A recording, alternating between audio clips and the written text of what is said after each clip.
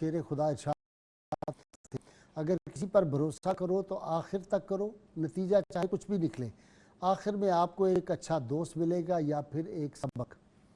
کتاب الشفا کبھی نسخہ ہے، مقدمہ یا کسی کو ملوث کر دیا جائے تو اس سے نکلنے کے لیے اگر کوئی شخص کسی مقدمہ میں پھنس گیا ہو یا کسی پریشانی میں گرفتار ہو تو وہ یہ آیت مبارکہ پڑھے، رب المشرق والمغرب لا الہ الا هو فاتخذہ وکیلا۔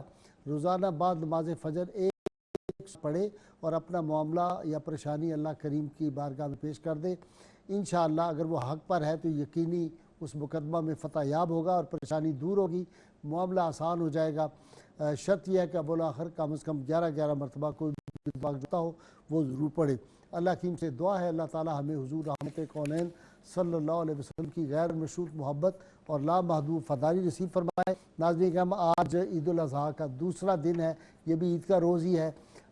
خیال رکھیں آج جو قربانی کر رہے ہیں وہ غریبوں کا، یتیموں کا، مساکین کا خاص خیال رکھیں۔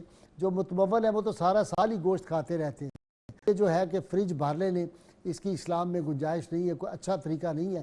بہتر یہی ہے کہ یہ غرباء تک پہنچے، مساکین تک پہنچے، تاکہ آپ کی قربانی جو ہے اس کا صحیح جو مقصد ہے وہ پورا ہو جائے۔ اللہ تعالیٰ آپ سب کی قربانیاں جو آپ دے رہے ہیں وہ قبول۔ نعرے کے لیے تیار ہو جائیے تاکہ پھر ہم ذیشان بٹ سے نعت سرور کونین صلی اللہ علیہ وسلم سماعت کر سکیں۔ زوردار نعرہ سب مل کے لگائیں، پاکستان کا مطلب کیا؟